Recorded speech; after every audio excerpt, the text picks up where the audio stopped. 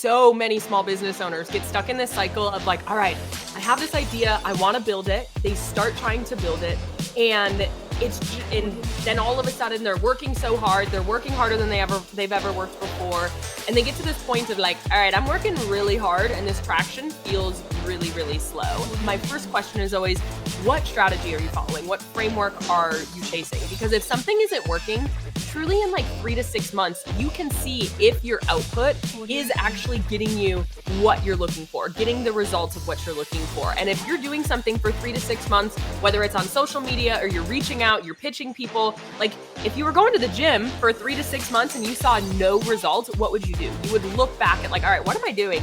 What isn't working? What plan am I following?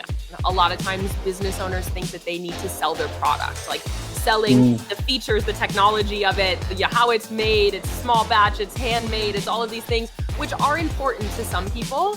However, it's not what's actually important in the buying process to create activation.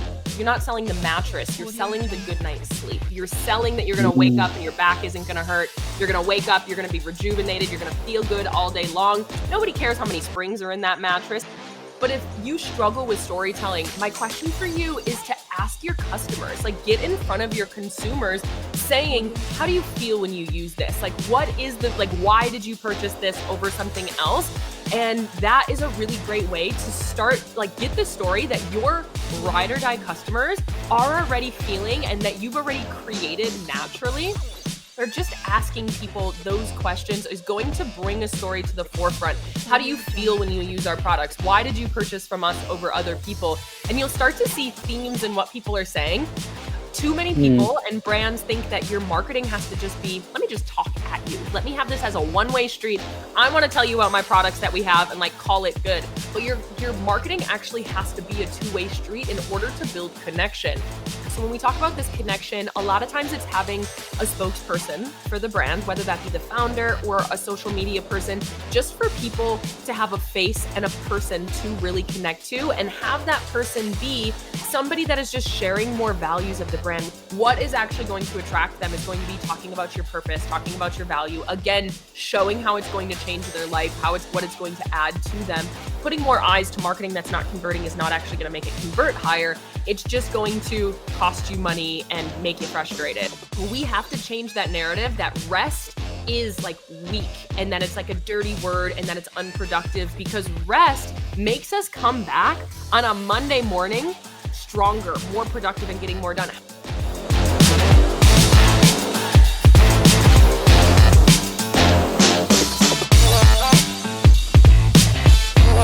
Hello everyone.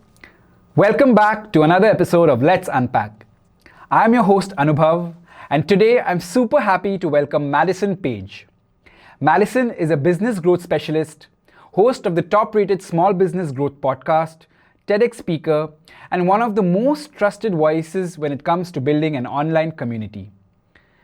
With 9 years of experience in the social media space and a passion for helping product-based businesses stand out and sell out, Madison brings both strategy and soul to the table. Her high-energy presence, practical insights, and genuine care have empowered thousands of brands in their growth journey. Whether she's behind the mic of a podcast or coaching entrepreneurs through their next big leap, Madison is all about turning your audience into advocates and your content into connection. We'll be unpacking what it really takes to grow a small business today, from finding traction and simplifying your marketing to building a loyal audience and actually making sales.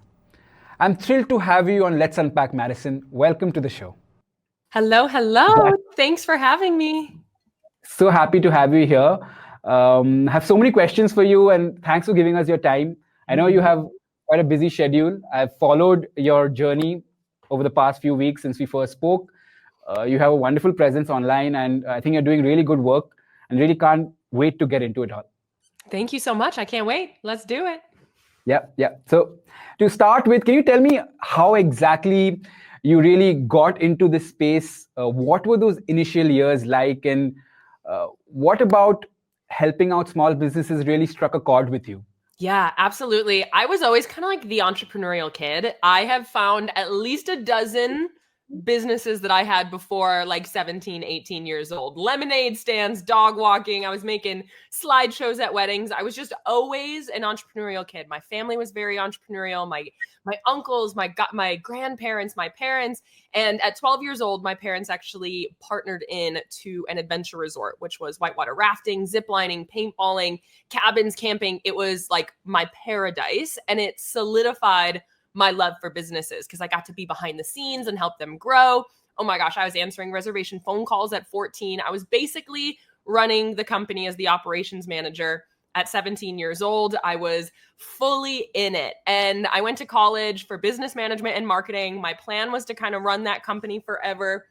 I always needed a project. And so when I was in college, I started a blog. I was just bored. Our company is seasonal. And so it was like we were off season. I was at school. I was feeling a little bored. So I started a blog where I talked about sustainability, outdoor living, just like enjoyment in nature, things like that. And I started to sell products through the blog. And pretty soon, I first was awful at it. I thought everybody was going to buy my products no matter what. This was like before influencing. I was so excited about it. And like nobody bought, nobody cared, nobody wanted the products I wanted to sell. And so I had to figure out and get scrappy with it of like really how to sell these products. And I rapidly scaled that blog, was selling a bunch of products. And locally in my college town, my like businesses were starting to reach out to me, seeing my blog, saying, hey, would you manage our social media? So I started doing social media management, and it kind of turned into like, hey, once you leave college, like you aren't going to be here. Can you just teach us what you're doing?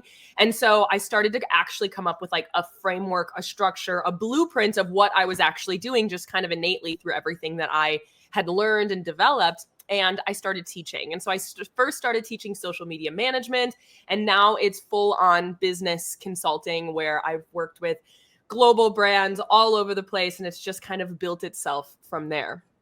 Okay. So was there like an aha moment, like a turning point when you realized that you're getting somewhere with this and you want to do this full time? Like, what was that feeling like and that entire experience and journey? Absolutely. And so, I mean, it kind of depends because I had a lot of different stages. It kind of just like naturally built with my blog. One holiday season, I thought my like gift guides were going to sell a bunch, and I sold 0 things. And then when I really got scrappy with it, that next year, that next holiday season, I sold $30,000 worth of products in like 6 weeks. Oh, and wow. it was at that point that I was like, okay, like I had figured something out here, and I actually ended up loving the building of the selling and the community building and all of that more than I actually loved the blog and what I was talking about. I'm still very passionate about it, but it wasn't something that I quite loved to the same degree anymore. I really loved the business side, and as I always had. And so that was kind of the turning point to being like, okay, like I know I'm going to work with business owners once I started working with them. And I basically graduated college, and it was in 2019, right as COVID was starting. And so I just went kind of deep into, let me start building my brand online and starting to kind of just go full time. So I have been full time into my coaching and consulting business since graduating college. Okay, so was that the time when you started the Small Business Growth podcast, or did that come in? Yes, it was. Later? It was March of 2020, I think, as a lot of people did. But I didn't really think about, I was like, you know what? Like, let's just try it. I have a lot to say. I love to chit chat. I was an avid podcast listener, and it was right around then that I started the podcast. So I made my personal brand. I said, this is something that I really want. And we just started the podcast. Wow. Okay, great. So Madison, tell me something. You have obviously worked with many small business owners, and correct me if I'm wrong, a lot of times small business owners feel stuck. They're probably doing the things that they think should be done. Maybe they think that's right, but traction just doesn't come after a lot of experiments, trying out different things, but they're still not getting that traction, and that can be really demotivating. So what do you do when someone tells you this? How do you really get them to start thinking in a way that helps them come good with their traction goals and actually succeed what they want to achieve? Absolutely. And honestly, you're absolutely right. So many small business owners get stuck in this cycle of like, all right, I have this idea. I want to build it. They start trying to build it, and and then all of a sudden they're working so hard, they're working harder than they've ever worked before. And they get to this point of like, all right, I'm working really hard and this traction feels really, really slow. And when people come to me telling me that, my first question is always, what strategy are you following? What framework are you chasing? Because if something isn't working, truly in like 3 to 6 months, you can see if your output is actually getting you what you're looking for, getting the results of what you're looking for. And if you're doing something for 3 to 6 months, whether it's on social media or you're reaching out, you're pitching people, like if you were going to the gym for 3 to 6 months and you saw no results, what would you do? You would look back at like, all right, what am I doing? What isn't working? What plan am I following? I'm not following any plan.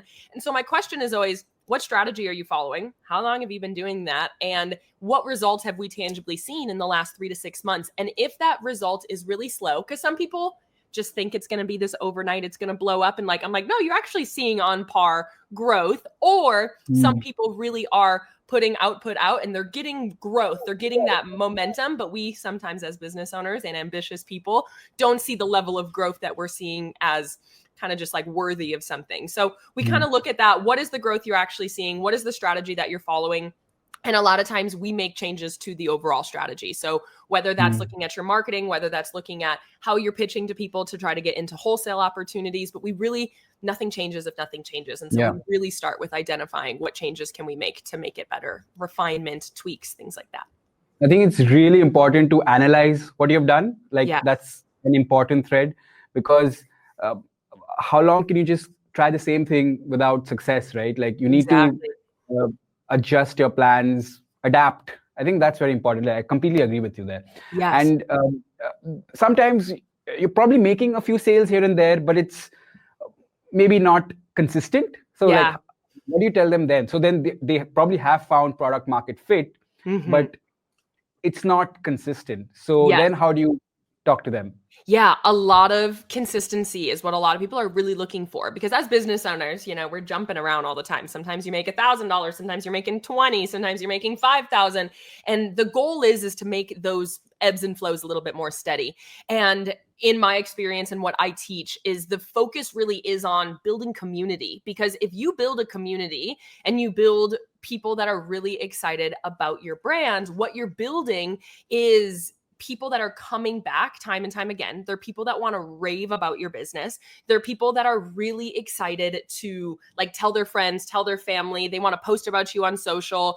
And so when we're talking about building community, it's building this like highly engaged audience that has almost like this obsess factor around your brand. So a lot of times the inconsistency does sometimes come from not having systems in place to actually move people through the buying cycle, where you have people looking, they're just not getting the proper information or like call to actions or invites that they need to actually buy. And sometimes it is just, you have people in front of you, you just haven't activated them with what you're actually saying. You haven't presented them the right story. You haven't presented them the right messaging that they need to really feel emotion. A lot of times business owners think that they need to sell their product, like selling the features, the technology of it, how it's made, it's small batch, it's handmade, it's all of these things, which are important to some people. However, it's not what's actually important in the buying process to create activation. Sometimes it's like, okay, this is all natural, perfect, love it. But they still need to feel the feeling and the emotion of what it's going to be like to use that product, to own that product. And that is what a lot of people are missing. And it's a quote, I don't remember who it's from, but you're not selling the mattress, you're selling the good night's sleep. You're selling that you're going to wake up and your back isn't going to hurt. You're going to wake up, you're going to be rejuvenated, you're going to feel good all day long. Nobody cares how many springs are in that mattress. Some people like a certain amount of foam. Some people they have preferences, but again, they care if it's just going to make their body feel good. They don't overly care what is actually in that mattress. I think I relate to that a lot, because I'm a marketer at a software company, but even for us, it's all about talking about the benefits, not the features per se, Yes. So you're saving time. You're not completing these many tasks in 1 hour. You're actually talking about the benefits. So that kind of resonates with me. But you did mention something about storytelling being sort of like a challenge. Yeah. And I want to double click on that. Yeah. Not every business owner or a startup founder is probably good at storytelling, creating a narrative, building rhetoric. How does that, happen? How does one go about that? Because some people are great at it, others maybe not, because they also have so many different hats to wear. You're doing marketing, you're doing operations, you're talking to the customers, looking at your accounts. Yeah. So how does one think about that, and what is the right approach for businesses in that kind of a situation? Absolutely. And honestly, not every business or product has an innate story. Like it is, some of it is like some people have innovation where they'll be like, I am filling this gap in the market. Some people are saying, this is my exact story. This is what we are trying to do. And some people are making a clothing line, or they're making candles, they're making a jewelry line just because they're making art. Like they just love the product that they're making.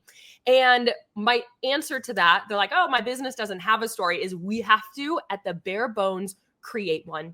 And it really is it can be as simple as just like, what makes you different than everybody else? And if you don't have anything in this market, it's really hard to innovate. There are so many businesses out there that some people are still inventing things and having patents and all of that. And when you do, it's awesome because your story is built in. But not everybody is starting a business that is fully in a white space in the market. And so you actually have to create your own white space sometimes, whether that be who you're trying to sell to, whether that be the style that you have, a benefit that yours has over somebody else, or just a story that you're going to put on there that yours is supporting, empowerment or certain religion or something along those certain values. Like you can see brands all over that are saying like, all right, like I have a jewelry brand and it's gold jewelry, but I'm going to make it for athletes and I'm going to say that it's sweat proof, even though a lot of other brands probably have this sweat proof jewelry that just means it can be showered in and it's not going to tarnish on you. But I'm going to say I am sweat proof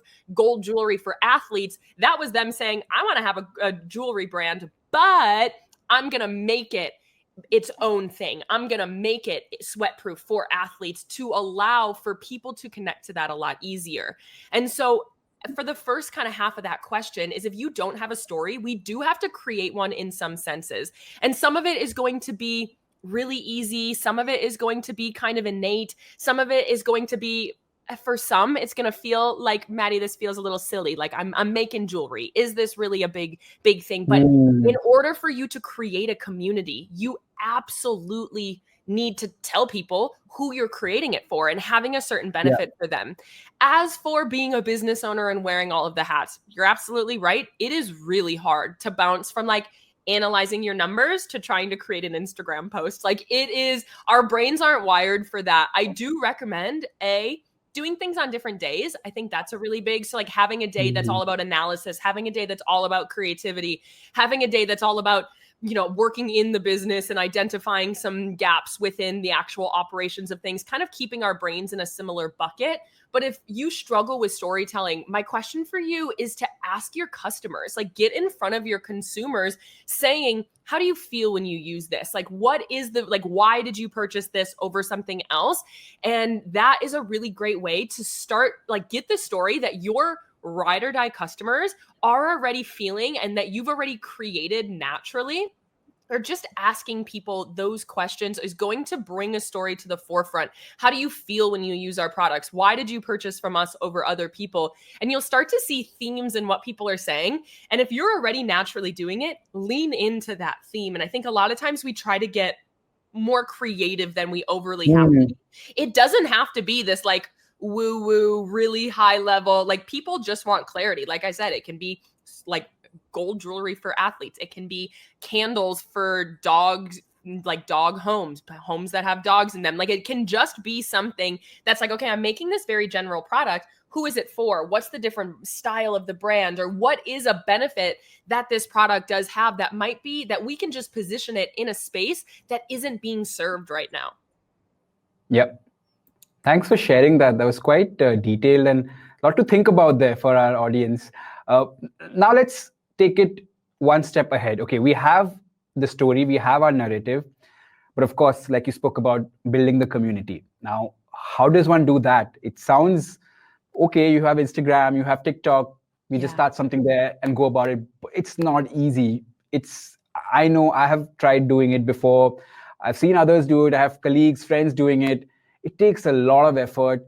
And for small business owners, it could sometimes get a little daunting or overwhelming to think about getting into such a crowded space where every day you have new accounts popping up, new creators, the influencer industry is also growing like through the roof.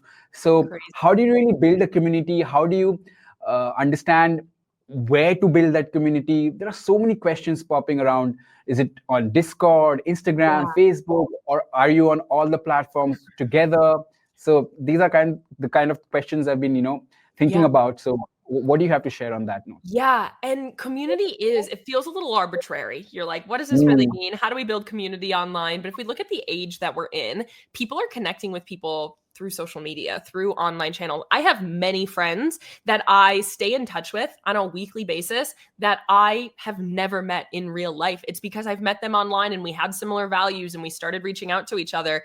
And we can do that same thing with business. Like people are looking mm, for like-minded souls. Like people are looking for people that they feel similar to, they feel a connection to, and that they want to have like this relationship with. And so when we talk about community, it doesn't mean that you need to have a Facebook group or a Discord or like an extra kind of something to manage. You can. That's an awesome place to do it. If your audience is all about serving postpartum moms, like, yeah, get them into a community and allow them to chit chat. That is a huge mm, value that you are providing your audience to be able to have this community and to ask these questions. But you also can just build a ride or die community on your Instagram profile, on your TikTok. Look at all of these influencers. They have incredible communities around their personal brands right on TikTok that are people just in their comments, sending them DMs, being so involved within their life. And we can do that as a business owner as well. And really what that is it comes down to 3 C's is what I teach. The 3 C's of community building. The first one is collaboration. Too many mm, people and brands think that your marketing has to just be, let me just talk at you. Let me have this as a one-way street. I want to tell you about my products that we have and like call it good. But your marketing actually has to be a two-way street in order to build connection. So asking your audience questions, getting them involved in the overall like production of your next product. We've had people do like massive challenges where they get to be involved within a business, whether it's like a hair growth serum. Let's see how many inches, like who can grow the most amount of inches, that you just are really trying to get them involved, trying to get them to collaborate with you. Hey, what pattern do you want us to add to this clothing line? Like, hey, you guys love these. What else would you love in our process, in our product suite? How can you get them involved, helping you make business decisions? It's great to get market research, but really mm, also just like, how can we have a two-way communication? How can you ask them more questions, have more polls in your stories, have more ask us anythings, have it be more of this two-way street, but also getting them involved within your business. The second one is going to be connection.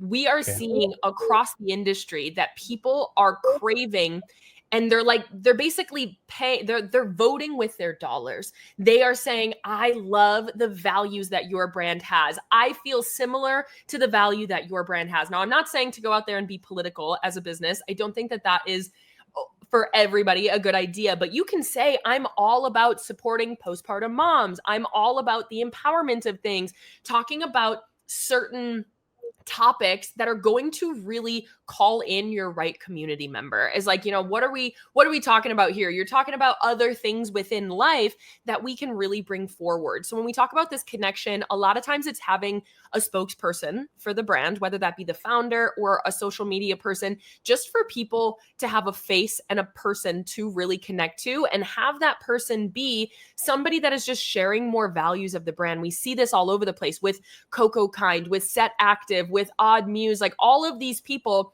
have a front facing, whether it be a founder or a social media person, that people are able to connect with, and they're sharing about values, whether it be transparency or health or wellness or whatever that might be. People need somebody and something to connect to within your brand. And then the last one, so we've had collaboration, connection, and now communication. Mm, Communication is people need more information than what we really think that they need. And so, yes, there's going to be times that we have to communicate the value of your product. But again, like we were saying, the communication that a lot of people are making is not actually the communication that they need. They need that more heartfelt, that more benefit driven, that more solution driven type of communication to be able to see that. They want to see how your product is going to integrate into their life. They want to see what is like, communicate that value so incredibly clearly. So now they're involved in your brand. They feel connection to somebody and something within your brand, and they have all of the necessary knowledge to actually activate them into being really excited about what your product is all about. Okay. So you've covered the 3 C's really well here. I just want to ask you if there's a 4th C involved here as well, cadence. What do you think about that? Like, Yeah. It can get a little taxing keeping up with, posting on different platforms. For sure. Yeah.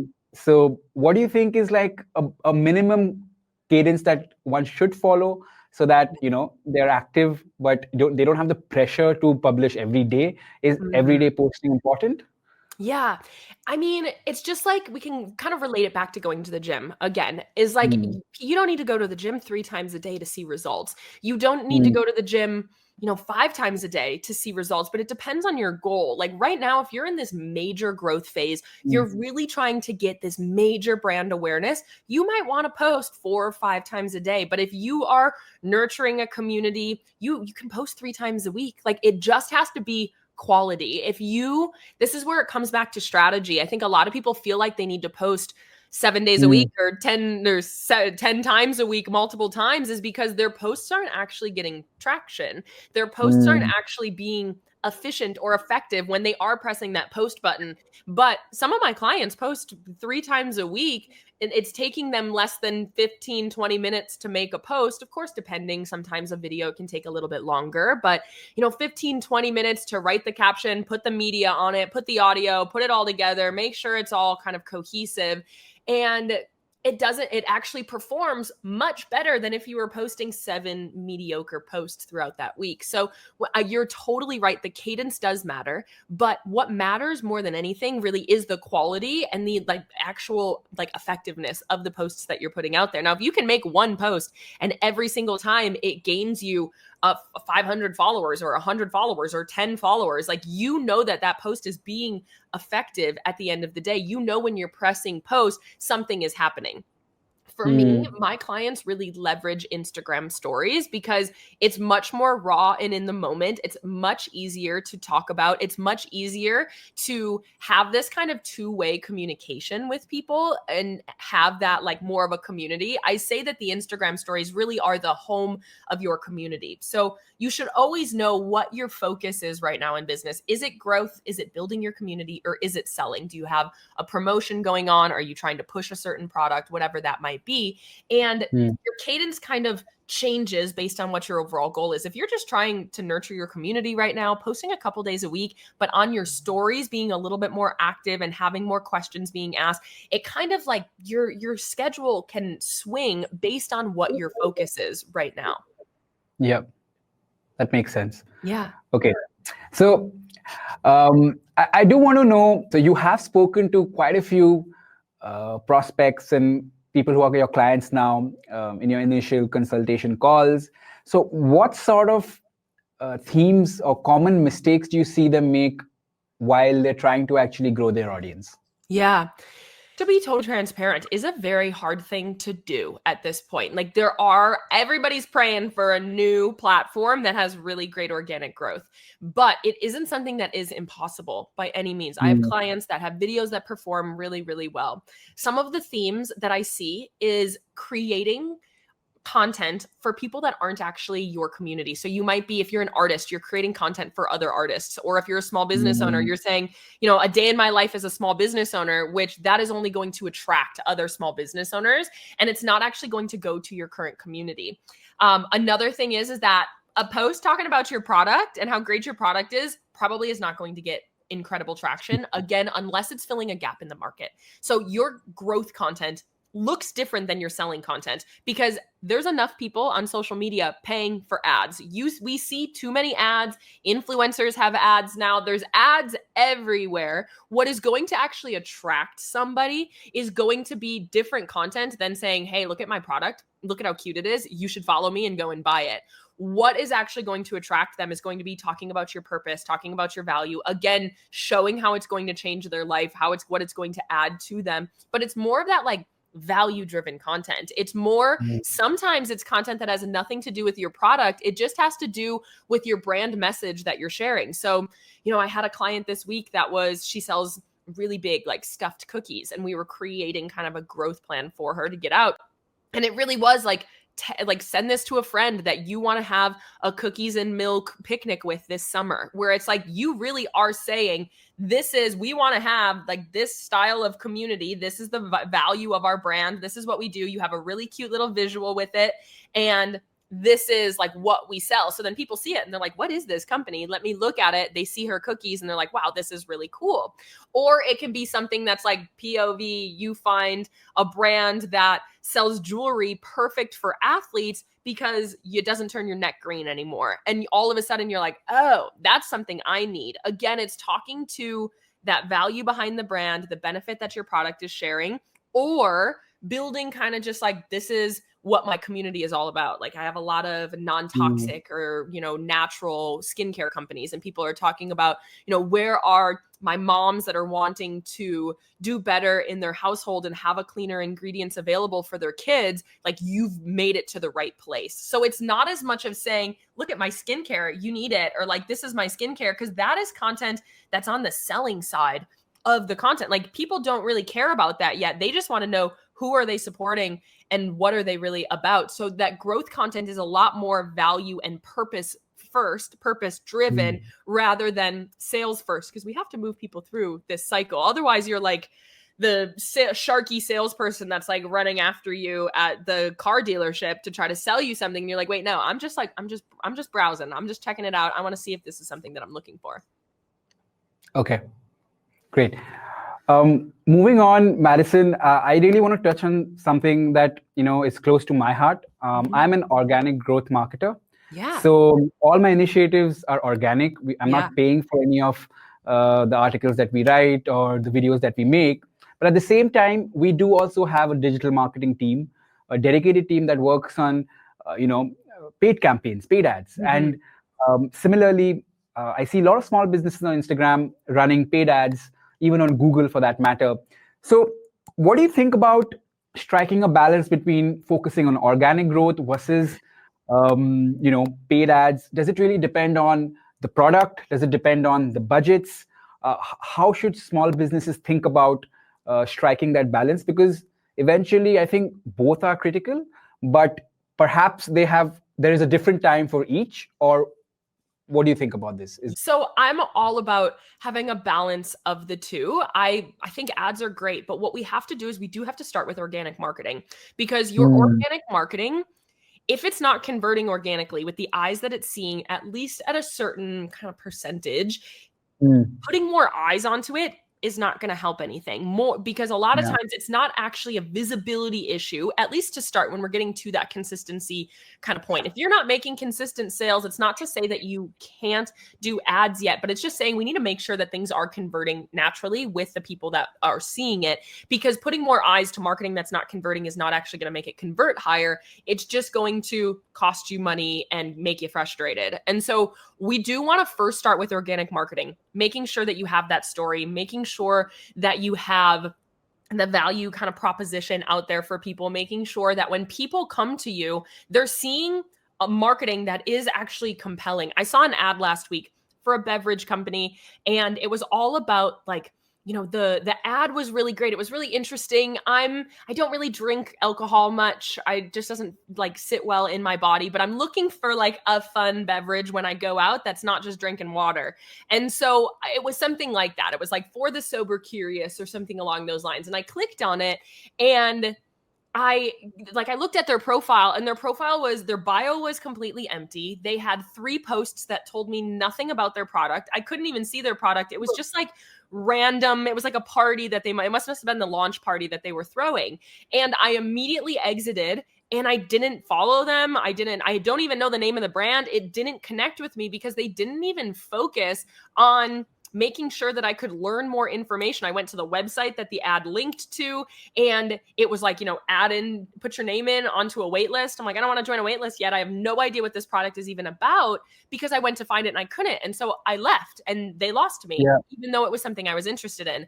And so you do need to have your social media set up to at least perform, to at least share what your business is all about, to at least tell that story. And it's not to say that you have to wait till you come to market or that you've already launched to say that you need to like have ads. You just need to know that your story is compelling. You have to test it with consumers saying, hey, what do you think about this product? And like making sure that you get curious and that you get reactions from people prior to putting it out there on social media. And so doing a lot of testing, doing a lot of like asking questions, getting curious prior to running ads is something that I highly recommend. We want to make sure that people can get all of the information that they need to at least be intrigued and join an email list prior to coming to market. If you're out there and you're posting on social already and you're like, why isn't this working? Nothing's working for me. Let me just run some ads. It's probably not going to work that way. Again, I go back to the beginning when I said, what is your strategy? What are the results that you're seeing? There are some of my clients that they're struggling to just get visibility, and like they know their website is converting at 3 to 4%. Their community, like their social media audience, they've converted 5%. The return customer rate is like 90%. They have product market fit. They have proof of concept. They know people love their product. They're just struggling to get in front of more people. That's a good time to run ads. But until you get to that point that you're like, every time I launch, people are buying, or at least like knowing when you put something out there, you're getting sales in return, you can nurture people into a community and get them to buy. Ads are not just going to naturally grow your business unless you have marketing that is already working and converting well. Yeah, I completely second that. I think the initial point you made also about, not stopping at building that great creative or the great ad, what's behind that ad is also super important. Like the example that you shared, the landing page or whatever that was, it just was mediocre. And that is a very poor signal to send to a prospect. Yes. So yeah, that's a very pertinent point you raised there. Yeah. Moving on, Madison, I'd like to move away from the technical business side of things to a little bit more to the psychological side of things, the mental aspect of running a business. Sometimes business owners are really burnt out. Like we spoke before, they have to do multiple things at once. You've probably encountered, business owners who are in that situation. How do you approach conversations with them? I'm sure it's not easy. You have to be very empathetic, but at the same time, you know that you have to help them get out of that. So how do you, engage with them in those situations? What do you tell them? I don't like using the word advice because who really takes advice? Someone told me this, but how do you, engage with them? Yeah, 100%. And this is really my mission in business. Backstory on my story is I ran my family's business. My family's business was very all-consuming, like 100-hour work weeks. I would not eat, not sleep. I had felt burned out by the time I was 20 years old. We had a seasonal business. By the end of the summer, by the end of the season, I'm pretty much the biggest extrovert on the planet. And I would put me in a hobbit hole for 3 months. I don't want to see anybody. I needed that rejuvenation so bad. And so burnout is something, it's really the reason, it's my mission in everything that I do is to try to help people kind of eradicate this burnout. First things first is I do think that the culture and the actual narrative around being a business owner is very toxic. And I just gave a TED Talk on this a couple of weeks ago that when we start businesses, we dive into books, interviews, podcasts, just like this, where people are trying to find value and insight on what actually does it take to be a business owner. And the narrative that we find is you have to work 100 hours. You have to outwork your competition. You should really not enjoy your life for 10 years to be able to build this crazy successful business.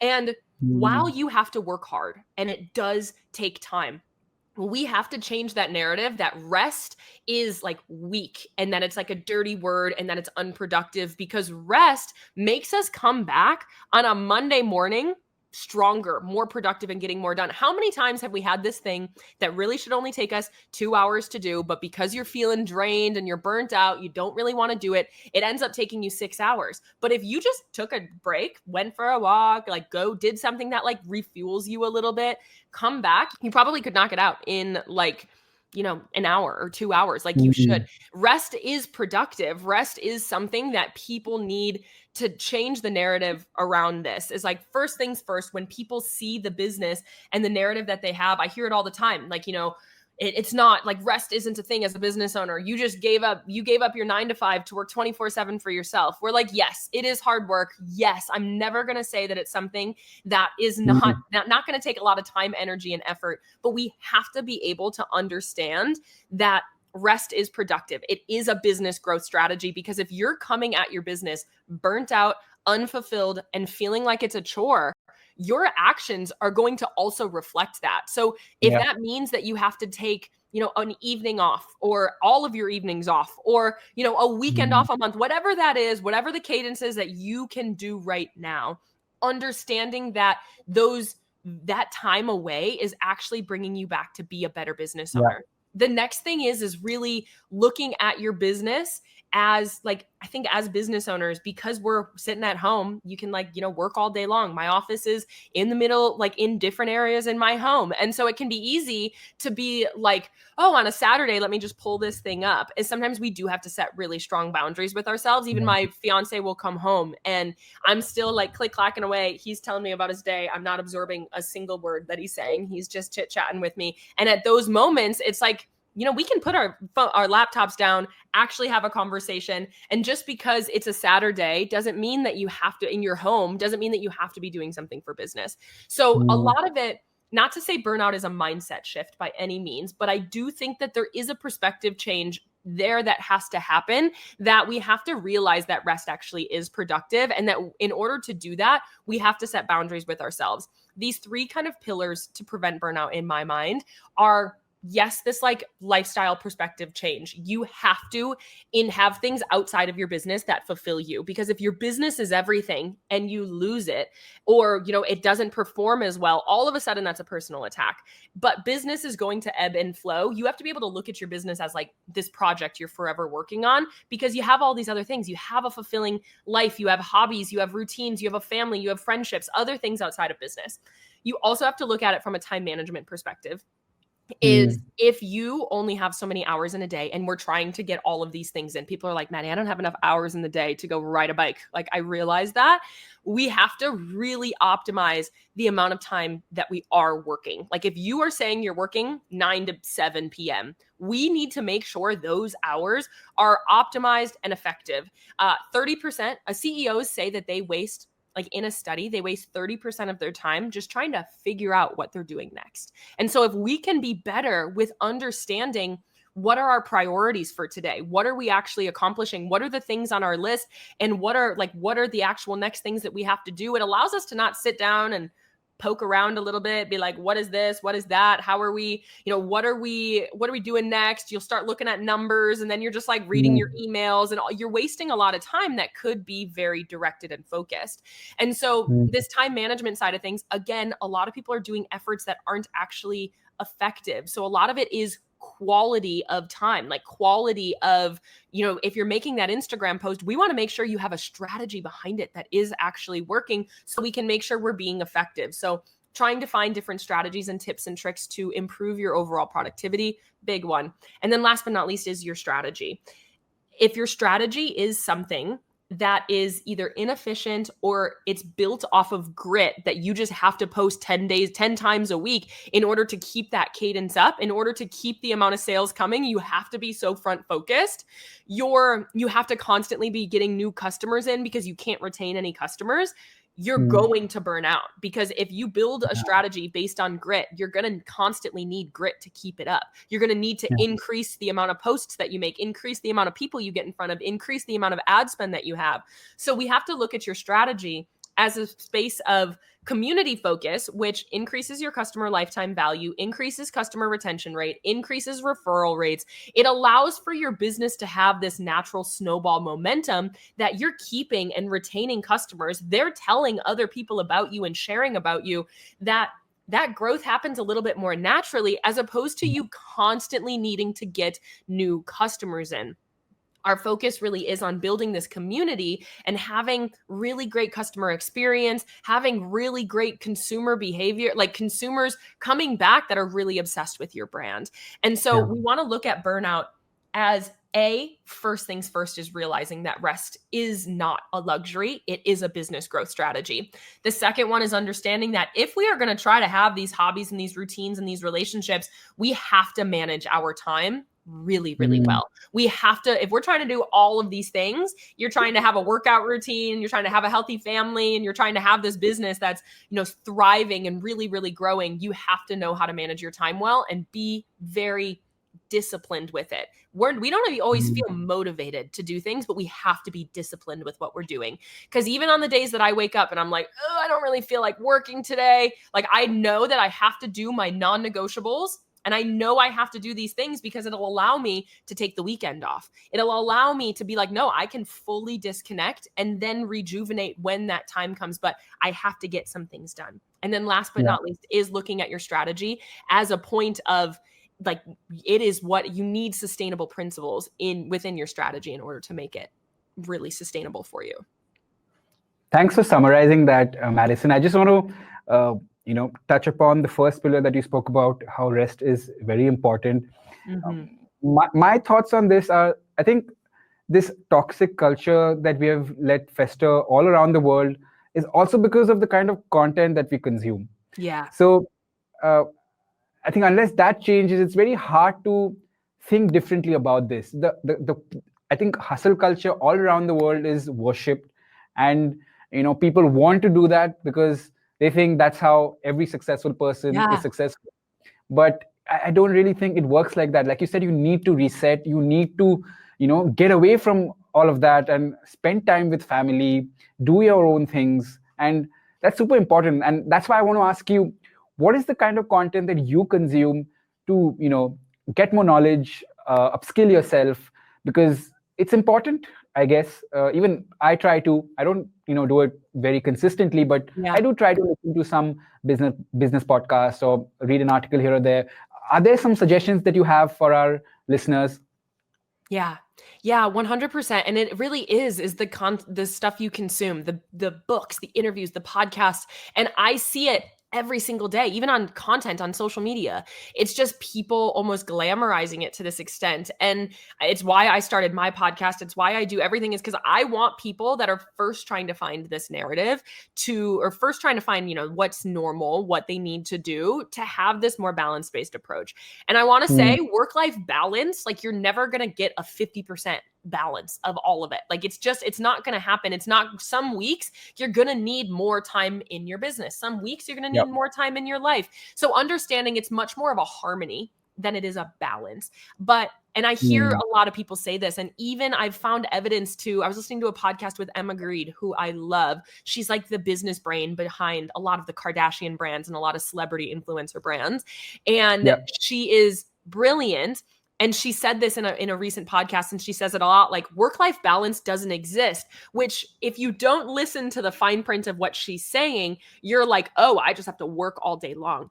But you listen to her and she's like, I go on vacations all the time. I am home with my kids. You are just choosing your opportunity cost every day. You're choosing, can I get this done to be able to take the weekend off with my kids, or do I have to do this other thing? It's finding harmony between the personal and the professional from a standpoint of who to consume. It is hard. I think a lot of it is understanding where people are coming from. And I think it is hard to see. There's some people on the like pendulum here where you're like, you need to work 100 hours a week. And then there's people being like, just go with the flow and enjoy it. And I'm very much so in the middle of those things. Like, I know you have to work. You have to like put the time in to do it, but you have to do it in a smart way. And so I think a lot of times, we have to be kind of objective with who we consume and what we really look at and say, like, what is the life that they have? I say this about Emma as well. Like, she has multiple billion-dollar brands. She probably, like, if you don't want to be a CEO of $5 billion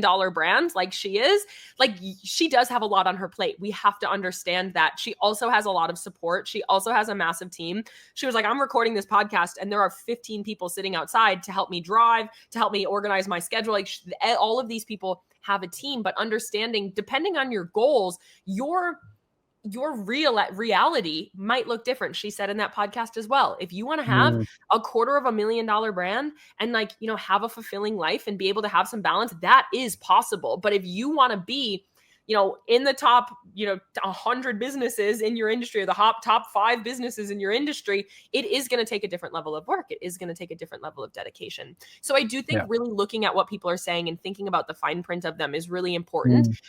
If you viscerally feel negative when you see people's content, like mute them or block them or like unfollow them, like making sure what we consume shapes our brain, whether we are conscious of it or not. Our subconscious brain processes 95% of the information that we hear and our thoughts that are actually happening. And so if you are subconsciously seeing this content all the time of these people that are saying you need to work harder and that like you suck at what you're doing, that's why it's not working, maybe that's somebody that we have to filter out. We have to be able to identify where these people are actually sucking our energy as opposed to adding into our energy. I think a big piece of content is also muting or unfollowing people that are doing something similar to you.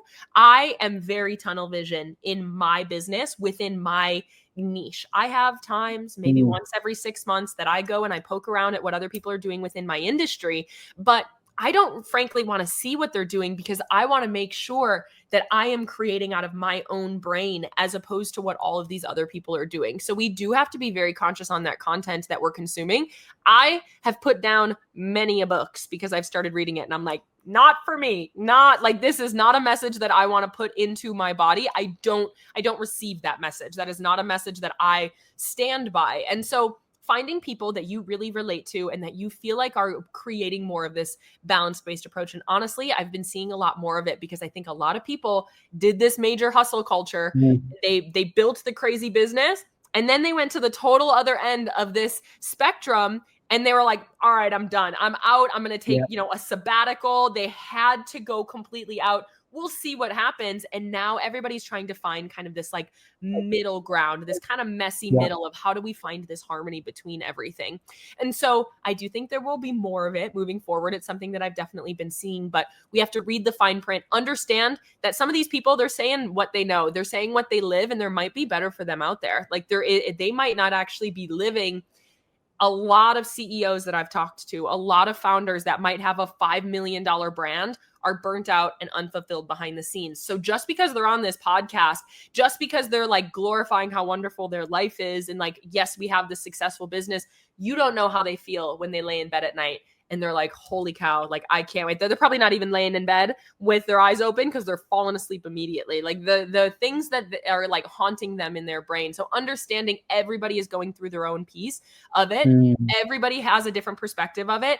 And reading into that fine print of, you don't know what's going on behind the scenes. Some of these people have very different goals than you might have, or a very different reality right now, or it's just the narrative that they have been sold. And some people really love to work all day long. Some people, that is something that fulfills them. Like some people are like, yeah, this is something that I really love to do. And if that's you, that's great.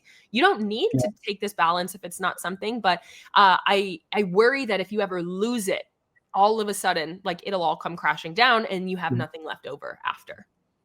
Yeah, I really echo your points here. You raised quite a few interesting things, and moreover, I think it's not really a flick of a switch. Like you've been in a culture that like you've been working hard, but probably you need to start somewhere. Like give yourself some time, and eventually you will be able to hit that right balance, like you said, like the harmony between work and life. So I think that's important. That's something important that business owners should keep in mind. Yeah, and I guess like. This conversation has been really super insightful for us. And before we close it, I'd just like to ask you, over the past few weeks or maybe past few days, is there any form of content or anything that you've read or watched that you'd like to recommend, not necessarily professionally speaking, but anything at all? Yeah, I have been listening to The Power of the Subconscious by, I believe, Joseph Murphy is the author. It's been a very interesting read. It's something I heard a lot of people about, and he takes a very different approach to like this subconscious mind and talking about it kind of through like a Christian lens, which I thought was really interesting. That was a really great book. I've also, Emma Grede just launched her podcast this week. And so I was listening to those in these last couple of days. Something that I really love to do is, like, again, we are what we consume. And just like everything else, we need to have a balance with it. There's some walks that, like, I don't want to listen and learn about business. Last night, I had 8 hours of calls yesterday. I went for a walk. I listened to some music or the birds chirping. Like, I didn't need more business input. But if you don't have these people in your life that have big ambitions the size of you, or the mentors that you're really looking for, there is so much content out there that you can at least start normalizing this level of ambition and success that some people have for you. So I highly recommend, like, being in rooms, quote unquote, but it really can just be listening to podcasts and things. So I love listening to Emma Grede. She interviewed Gwyneth Paltrow talking about her business, and just like being in rooms and listening to these different people. So those are two things I've really been loving. The power of the subconscious is really great as well. Thank you so much, Madison, for sharing those. And with that, we've unfortunately come to the end of this episode. That was super insightful, and I'd love to have you back maybe in our second season if this goes well. And I really hope that our listeners can take something out of this. Even if one listener has learned something from this episode, I'll be very happy.